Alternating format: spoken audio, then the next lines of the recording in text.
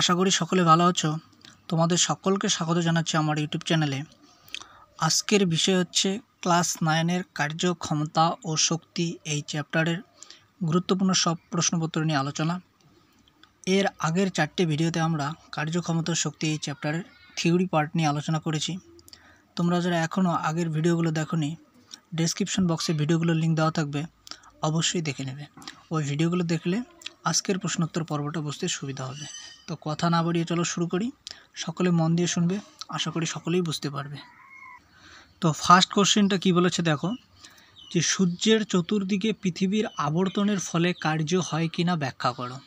তো এই কোশ্চেনটার অ্যান্সার জানতে গেলে আগে আমাদের কার্যহীন বল সম্পর্কে জানতে হবে। তো চলো আগে কার্যহীন বলটা সম্পর্কে একটু জেনে নিই। কার্যহীন বলটা কি, যে কোনো বল যদি বস্তুর গতির অভিমুখের লম্ব দিকে ক্রিয়া করে তাহলে বলটি কোনো কার্য করে না, এই বলকে কার্যহীন বল বলে। অর্থাৎ উদাহরণটা দেখো তাহলেই বুঝতে পারবে যে কি বলেছে, যে বৃত্তাকার পথে আবর্তনশীল কোনো বস্তুর উপর যে অভিকেন্দ্র বল ক্রিয়া করে, অর্থাৎ কোনো একটা বস্তু যখন বৃত্তাকার পথে আবর্তন করবে, ঘুরবে, তখন বস্তুটার উপর একটা অভিকেন্দ্র বল ক্রিয়া করে। তো এই অভিকেন্দ্র বল আর বস্তুর গতির অভিমুখের সঙ্গে লম্বভাবে ক্রিয়া করায়। অর্থাৎ এই দেখো এই চিত্রের মধ্যে বোঝা যাচ্ছে যে একটা বস্তু বৃত্তাকার পথে আবর্তন করছে, বস্তুর গতির অভিমুখ ধরো কোনো একটা বিন্দুতে এই দিকে, আর এখানে অভিকেন্দ্র বল সবসময় ব্যাসার্ধ বরাবর বৃত্তের কেন্দ্রের দিয়ে ক্রিয়া করছে। তাহলে বস্তুর গতির অভিমুখ আর অভিকেন্দ্র বল এর মধ্যে কোনটা যদি 90 ডিগ্রি হয় তাহলে কি হবে, যে অভিকেন্দ্র বল কোনো কার্য করে না। তাহলে এটা গেল কার্যহীন বলের সংজ্ঞা। তাহলে এখন দেখো আমাদের কোশ্চেনে কি বলেছে, যে সূর্যের চতুর্দিকে পৃথিবীর আবর্তনের ফলে কার্য হয় কিনা ব্যাখ্যা করো। তাহলে এখন কি আমরা জানি যে সূর্যের চতুর্দিকে পৃথিবীর আবর্তনের ফলে কোনো কার্য হয় না। কেন হয় না? কারণ এক্ষেত্রে পৃথিবীর উপর সূর্যের মহাকর্ষ বল বা অভিকেন্দ্র বল বৃত্তাকার কক্ষপথের ব্যাসার্ধ বরাবর, অর্থাৎ পৃথিবীর সরণের অভিমুখের সঙ্গে লম্বভাবে থাকে।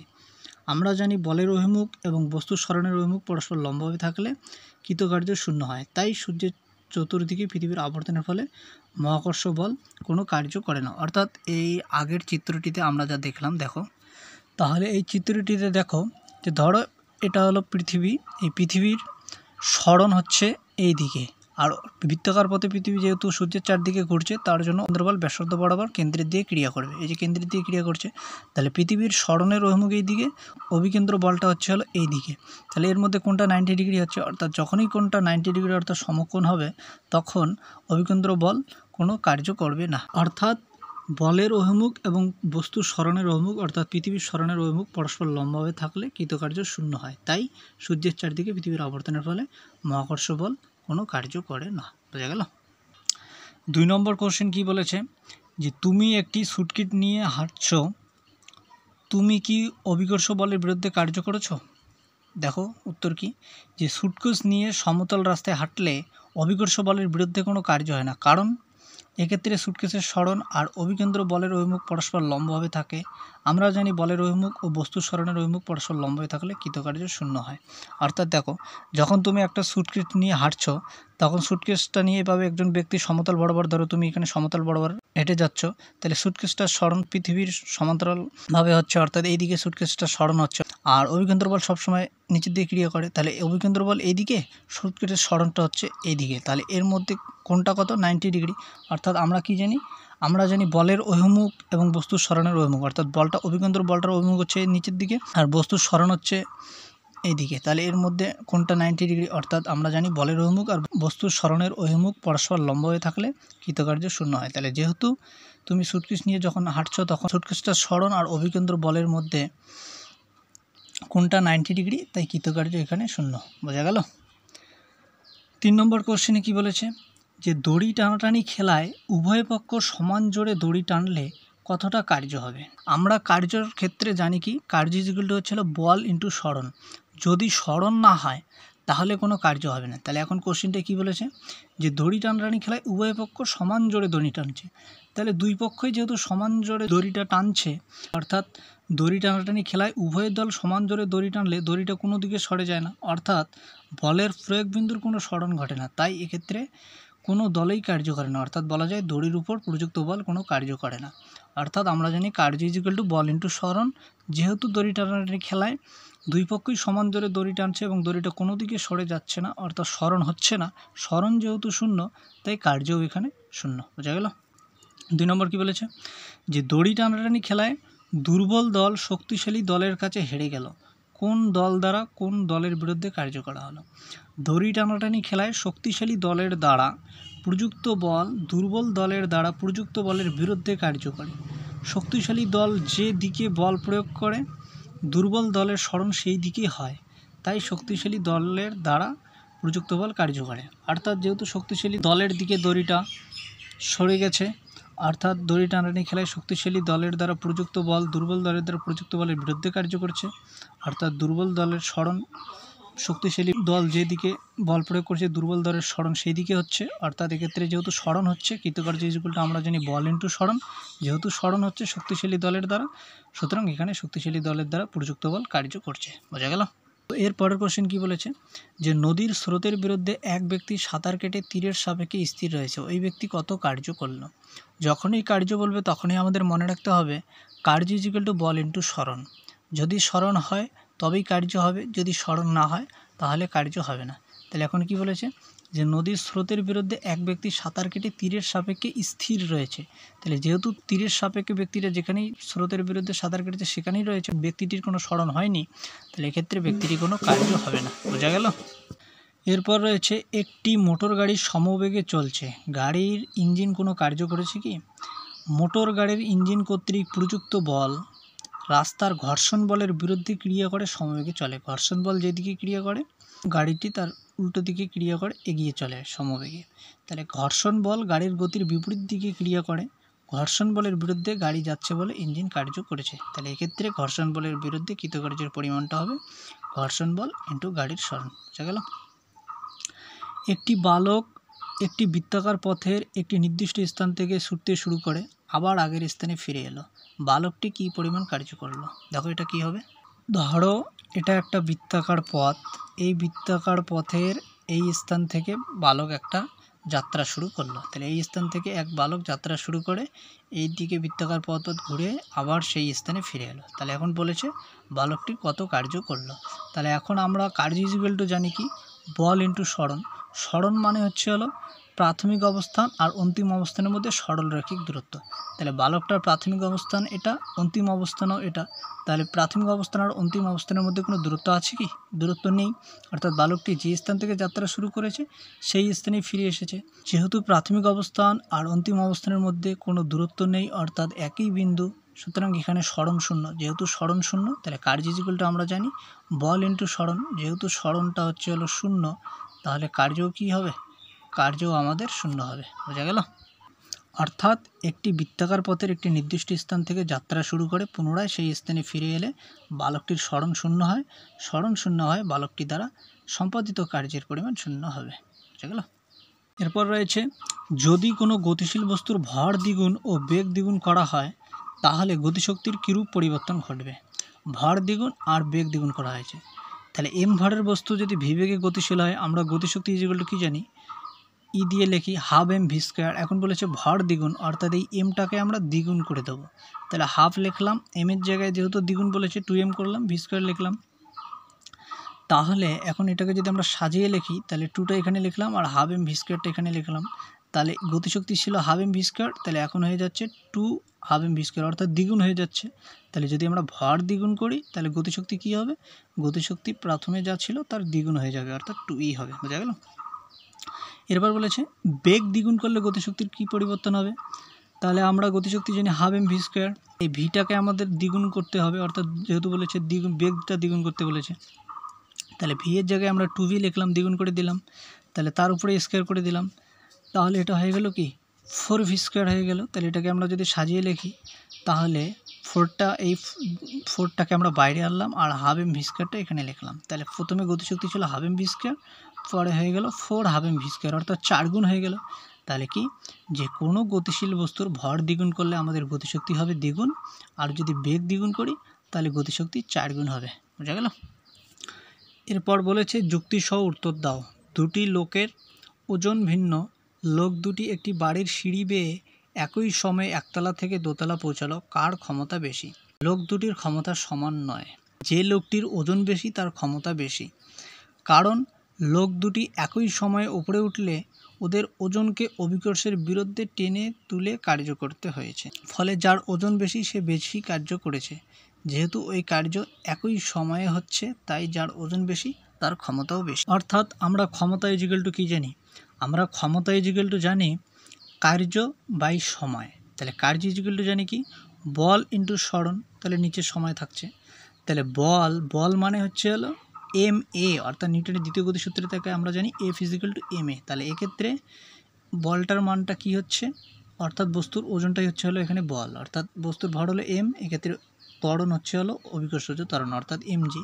তাহলে বস্তুর ওজনটাই হচ্ছে হলো এখানে বল অর্থাৎ এমজি। তাহলে যার ওজন বেশি, তাহলে যেহেতু সরণ অর্থাৎ একই, অর্থাৎ একতলা থেকে দুতলা যাচ্ছে, অর্থাৎ সরণ একই যাচ্ছে, সময়ও একই লাগছে, তাহলে যার ওজন বেশি তার কি হবে?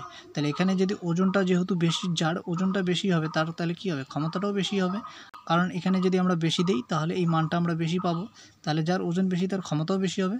আর এই এমজির মানটা যদি কম হয়, যদি ওজনটা যদি কম হয়, তাহলে আমাদের ক্ষমতাটাও কম হবে। অর্থাৎ যদি এমজির মান ওজন যদি 4 হয়, তাহলে 4 ইন্টু সরণ বাই সময় যেহেতু করি, তাহলে যে মানটা পাবো এই মানটা যেহেতু ওজন যেহেতু 2 হয়, তাহলে 2 ইন্টু সরণ বাই সময় করে যে মানটা পাবো সেটা কম পাবো। অর্থাৎ যার ওজন বেশি হবে তার ক্ষমতাটা বেশি, যার ওজন কম তার ক্ষমতা কম। বোঝা গেল? তাহলে কি বলেছে? যে লোক দুটির ক্ষমতা সমান নয়। যে লোকটির ওজন বেশি তার ক্ষমতা বেশি। কারণ যেটা আমি বোঝালাম যে লোক দুটি একই সময় উপরে উঠলে ওদের ওজনকে অভিকর্ষের বিরুদ্ধে টেনে তুলে কার্য করতে হয়েছে। ফলে যার ওজন বেশি সে বেশি কার্য করেছে। যেহেতু ওই কার্য একই সময় হচ্ছে, তাই যার ওজন বেশি তার ক্ষমতাও বেশি। বোঝা গেল? এরপর বলেছে কোনো বস্তুর শক্তি ছাড়া ভরবেগ এবং ভরবেগ ছাড়া শক্তি থাকতে পারে কি? যে বস্তুর ভরবেগ থাকার অর্থ কি? বস্তুটির বেগ বর্তমান। কারণ আমরা ভরবেগ জানি, ভর ইন্টু বেগ। তাহলে ভরবেগ থাকার অর্থ বস্তুটির বেগ বর্তমান। যদি বস্তুটির বেগ থাকে তাহলে বস্তুটির গতিশক্তিও বর্তমান, কারণ গতিশক্তি জানি হাফ এম ভি স্কোয়ার। এখানে ভিটা হলো বস্তুর বেগ। তাহলে যদি বেগ থাকে তাহলে বস্তুটির গতিশক্তিও থাকবে। সুতরাং বস্তুর শক্তি ছাড়া ভরবেগ থাকতে পারে না। কিন্তু বস্তুর ভরবেগ ছাড়া শক্তি থাকতে পারে। কিভাবে? নদীতে আমরা বাঁধ দিয়ে জল আটকে রাখি, তাহলে সেখানে সেই জলের তো কোনো বেগ নেই। বেগ না থাকলেও, সেই জলটার বেগ না থাকলেও সেখানে কি বেগ যেহেতু নেই তাহলে ভরবেগও নেই। তাহলে ভরবেগ যেহেতু নেই কিন্তু সেখানে শক্তি আছে সেই জলটা। অর্থাৎ এখানে বস্তুর স্থিতি শক্তিটা হচ্ছে হলো ওই যে নদীতে বাদ দেওয়ার ফলে ওই জলটা যে স্থির অবস্থায় আছে সেখানে জলটার মধ্যে স্থিতিশক্তি সঞ্চিত থাকছে। আর যেহেতু যেই জলটা স্থির অবস্থায় আছে সেখানে বেগ নেই, তাই ভরবেগ নাও থাকতে পারে। তাহলে কি যে বস্তুর ভরবেগ ছাড়া শক্তি থাকতে পারে, কিন্তু শক্তি ছাড়া ভরবেগ থাকতে পারে না। বুঝা গেল? তো আমরা বোধমূলক প্রশ্নোত্তরগুলো শেষ করলাম। এরপর আমরা সংক্ষিপ্ত প্রশ্ন নিয়ে আলোচনা করি। কোনো বস্তুর উপর বল প্রয়োগ করলেই কার্য হবে কি? কোনো বস্তুর উপর বল প্রয়োগ করলেই কার্য হবে না। কেন কার্য হবে না? বল প্রয়োগের ফলে বস্তুর কোনো সরণ না হলে কিংবা বস্তুর সরণ প্রযুক্ত বলের সঙ্গে লম্বভাবে থাকলে উভয় ক্ষেত্রেই কার্য হয় না। অর্থাৎ বস্তুটার বল প্রয়োগ করলে একটা বস্তুর উপর একটা বড় পাথর আছে, সেই পাথরটার মধ্যে তুমি ধাক্কা দিলে, অর্থাৎ বল প্রয়োগ করলে যদি পাথরটা না সরে অর্থাৎ সরণ না হয় তাহলে কোনো কার্য হবে না। আর কোন ক্ষেত্রে হবে না? বস্তুর সরণের সঙ্গে বলের অভিমুখ যদি পরস্পর লম্বভাবে থাকে, অর্থাৎ সুটকেস নিয়ে এক ব্যক্তি যদি হেঁটে যায় তাহলে সেই সুটকেসের সরণ আর অভিকেন্দ্র বলের অভিমুখ পরস্পর লম্বা হয়ে থাকে, সেক্ষেত্রে কোনো কার্য হয় না। অর্থাৎ কখন তাহলে কার্য হবে না? বল প্রয়োগের ফলে কোনো বস্তুর সরণ না হলে কিংবা বস্তুর সরণ প্রযুক্ত বলের সঙ্গে লম্বাভাবে হলে উভয় ক্ষেত্রেই কার্য হয় না। বুঝা গেল? অনুভূমিক তলে একটি বাষ্প নিয়ে কোনো ব্যক্তি এক স্থান থেকে অন্য স্থানে যাচ্ছে, সেই কি বাষ্পের উপর কোনো কাজ করেছে? এই ব্যক্তি কোনো কার্য করে না। অর্থাৎ এটা সেই সুটকেসটাই, অর্থাৎ বাষ্পটাকে ধরো এখানে সুটকেস, তাহলে সেই ব্যাপারটা একই হয়ে গেল। সুটকেসের থেকে বাষ্প হলে গল্পটা একই।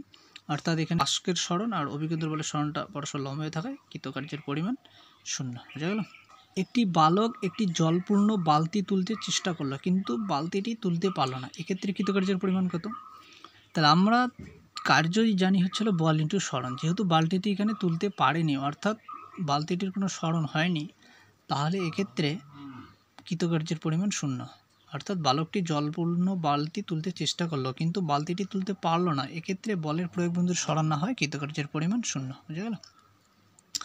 একটি বস্তুকে প্রথমে ধীরে ধীরে এবং দ্বিতীয়বার তাড়াতাড়ি ভূমি থেকে একই উচ্চতায় তোলা হলো, উভয় ক্ষেত্রে কার্যের পরিমাণ কি সমান হবে? উভয় ক্ষেত্রেই কার্যের পরিমাণ সমান হবে, কারণ যেহেতু একই বস্তুকে একই উচ্চতায় তোলা হচ্ছে। আমরা কৃতকার্য যেগুলো জানি বল ইন্টু সরণ, তাহলে উচ্চতাটা যেহেতু একই অর্থাৎ সরণটা একই হচ্ছে, আর কৃতকার্যের ক্ষেত্রে সময়ের কোনো ভূমিকা নেই, অর্থাৎ উভয় ক্ষেত্রেই কার্যের পরিমাণ সমান হবে। বুঝা গেল? কার্যহীন বলের উদাহরণ কি? কার্যহীন বলের উদাহরণ হচ্ছে হলো অভিকেন্দ্র বল, অর্থাৎ এই যে বৃত্তাকার কক্ষপথে আবর্তনশীল কোনো বস্তুর উপর যে বলটা ক্রিয়া করে সেটা হচ্ছে হলো অভিকেন্দ্র বল। তো এটাই হচ্ছে হলো একটি কার্যহীন বল। কার্য করার হারকে কী বলে? ক্ষমতা বলে, অর্থাৎ ক্ষমতা ইকুয়াল টু কৃতকার্য বাই সময়। অশ্ব ক্ষমতা ওয়াটের মধ্যে সম্পর্ক কি? যে 1 অশ্ব ক্ষমতা বা 1 horse power equal to 746 watt. এরপর রয়েছে কি? যে একটি স্কেলার রাশি উল্লেখ করো যেখানে 3টি প্রাথমিক একক ব্যবহৃত হয়েছে। প্রাথমিক একক মানে হচ্ছে হলো দৈর্ঘ্য, ভর, সময়, এই তিনটাকে আমরা প্রাথমিক একক বলি। তো সেই স্কেলার রাশিটি হলো ক্ষমতা, আর একটা হলো ভরবেগ। তো দেখো সেই ক্ষমতা আর ভরবেগে কীভাবে 3টি প্রাথমিক একক আছে দেখাচ্ছি আমি। ক্ষমতা ইকুয়াল টু জানি কৃতকার্য বাই সময়। কৃতকার্য মানে আমরা জানি বল ইন্টু সরণ, তাহলে নিচে সময়। তাহলে আবার বল আমরা জানি কি F is equal two M A, অর্থাৎ বল মানে হচ্ছিল ভর ইন্টু ত্বরণ ইন্টু সময় বাই সময়। আবার ত্বরণ মানে আমরা জানি বেগের বৃদ্ধির হারকে ত্বরণ বলে, অর্থাৎ ভর ইন্টু বেগ বাই সময়, এটা হলো ত্বরণ ইন্টু সরণ বাই সময়।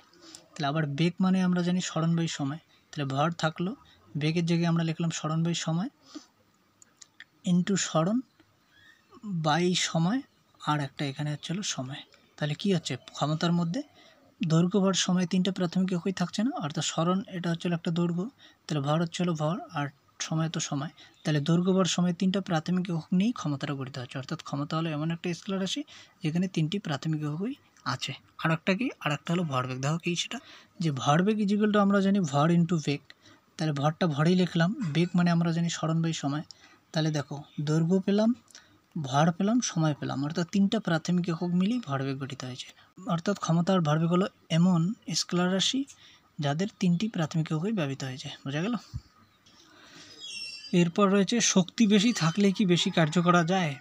যেহেতু শক্তিকে মোট কৃতকার্যের দ্বারা মাপা হয়, তাই বেশি শক্তি থাকলেই বেশি কার্য করা যায়। অর্থাৎ যেহেতু শক্তিকে আমরা মোট কৃতকার্যের দ্বারা মাপি, তাই শক্তি বেশি থাকলেই বেশি কার্য করা যায়। বোঝা গেল? একটি বড় পাথরকে ঠেলা সত্ত্বেও সেটি নড়ল না, সেই ক্ষেত্রে কার্যকর হলো কি? শক্তির খরচ হলো কি?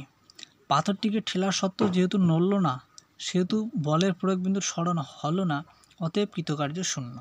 কৃতকার্য যেগুলো বল ইন্টু সরণ, যেহেতু সরণ হয়নি অর্থাৎ পাথরটি নড়ছে না, সরণ হয়নি সেজন্য সরণ যেহেতু শূন্য, তাই কৃতকার্য শূন্য।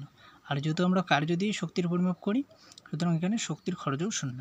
যেহেতু ভিডিওটা বড় হয়ে যাচ্ছে, কার্যক্ষমতা শক্তি এই চ্যাপ্টারের বাকি গুরুত্বপূর্ণ সব প্রশ্ন আমরা পরবর্তী ভিডিওর মাধ্যমে শেষ করব। আজকে এ পর্যন্তই।